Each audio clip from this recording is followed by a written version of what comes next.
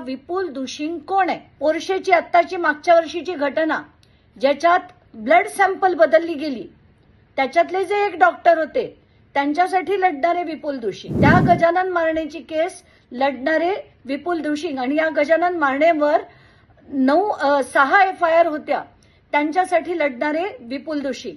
तर सुप्रिया सुळे म्हणाल्या होत्या की खरं तर कुठल्याही वकिलांनी यांची केस हगवण्यांची लढली नाही पाहिजे. ती प्लास्टिकची छडी काय हत्यार आहे का? तिला नवऱ्याने थप्पड मारली म्हणजे डोमेस्टिक व्हायलन्स केला, तर त्याचं पण समर्थन करतायत का? विपुल दुशिंग साहेब, you are an officer of the court. तुम्ही असं असताना वाटेल ते जे बोलला, तुम्ही डोमेस्टिक व्हायलन्सचं समर्थन करताय का? ज्या पद्धतीने ते वैष्णवीबद्दल बोलले, इतकी की काल रात्रीपासून वैष्णवीच्या वडिलांचे, काकांचे, सगळ्यांचे फोन आले. ते इतके हतबल झालेत की, आणि हेच करण्याचा त्यांचा उद्देश होता. बार असोसिएशनला माझी कळकळीची विनंती आहे आणि महिला आयोगाला सुद्धा की हे वक्तव्य जे त्यांचं होतं डोमेस्टिक व्हायलन्सला समर्थन करणारं, याच्या बेसिसवर त्यांच्यावर सुमोटो ऍक्शन घ्या. काल हगवणे कुटुंबाचे जे ऍडव्होकेट होते विपुल दुशिंग यांनी जी स्टेटमेंट्स काल कोर्टात केली, ती ऐकून इतका इतका इतका संताप झालाय माझाच नाही, माझ्यासारख्या असंख्य लोकांचा, की मी ठरवलं आता आपण यांचा केसच करायचा, म्हणजे केसच पाडायचा, त्यांच्या प्रत्येक वक्तव्याचा केस पाडायचा. त्यांनी असं म्हटलंय की प्लास्टिकच्या छडीने मारहाण केली, याला हत्यारं म्हणायची का या प्लास्टिकच्या छडीला? तर विपुल दुशिंग साहेब, याला काय म्हणायचं? त्याला दुसरं काय नाव आहे? हे हत्यार नाही का? कारण त्यांनी जर कोणाची हत्या होत असेल तर त्याला हत्यारच म्हटलं जातं.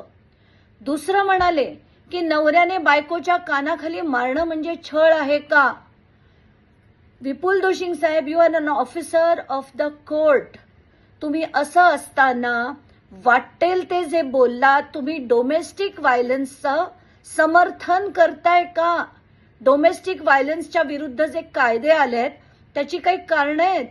शाब्दिक सुद्धा जर असं कोणी म्हणालं तर त्याला सुद्धा डोमेस्टिक व्हायलन्स म्हटलं जातं.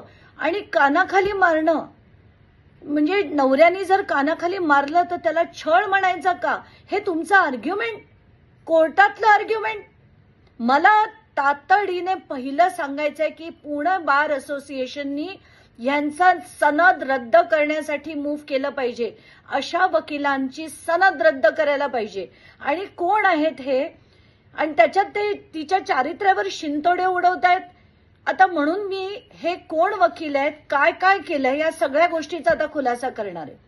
त्यांच्या स्वतःबद्दल बोलूया. 3 वकील आहेत. त्या तिन्ही वकिलांवर प्राणघातक हल्ला केल्याची एक केस होती आणि त्याच्यावर त्यांना बेल मिळाली होती. तर हा त्यांच्यावरचा पहिला गुन्हा.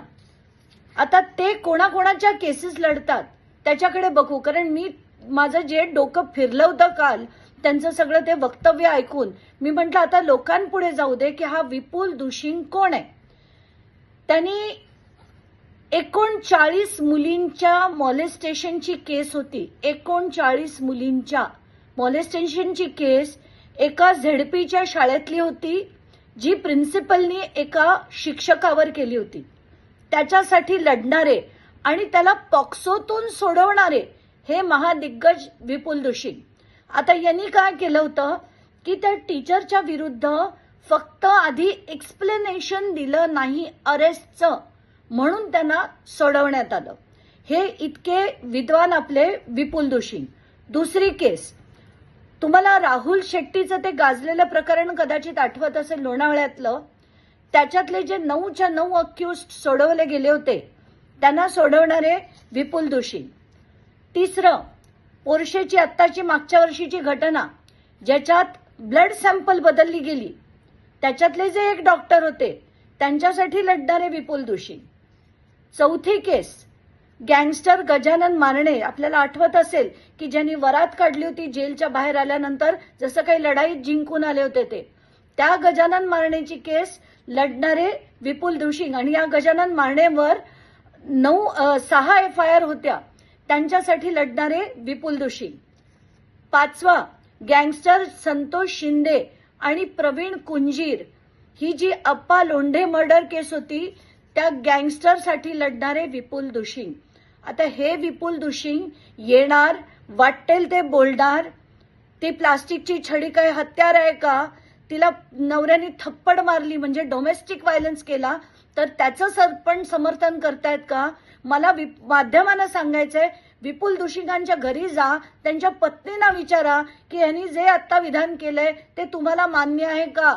आणि बार असोसिएशनला माझी कळकळीची विनंती आहे आणि महिला आयोगाला सुद्धा की हे वक्तव्य जे त्यांचं होतं डोमेस्टिक व्हायलन्सला समर्थन करणारं, याच्या बेसिसवर त्यांच्यावर सुमोटो ऍक्शन घ्या. आता सुमोटो नाही, मी तर तुम्हाला विनंती करतेय, तर तुम्ही ती विनंतीचा मान देऊन त्यांच्यावर ऍक्शन, इन्व्हेस्टिगेशन, त्यांच्या वक्तव्यावर इन्व्हेस्टिगेशन.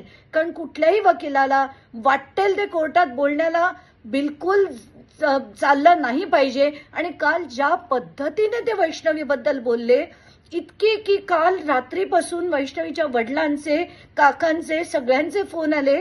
ते इतके हतबल झालेत की, आणि हेच करण्याचा त्यांचा उद्देश होता. म्हणून मी असं ठरवलं की आता यांच्या प्रत्येक प्रकरणाचा मी केस काढणार आहे. आणि खरं तर मला वाटतं सुप्रिया सुळे म्हणाल्या होत्या की खरं तर कुठल्याही वकिलांनी यांची केस हगवण्यांची लढली नाही पाहिजे.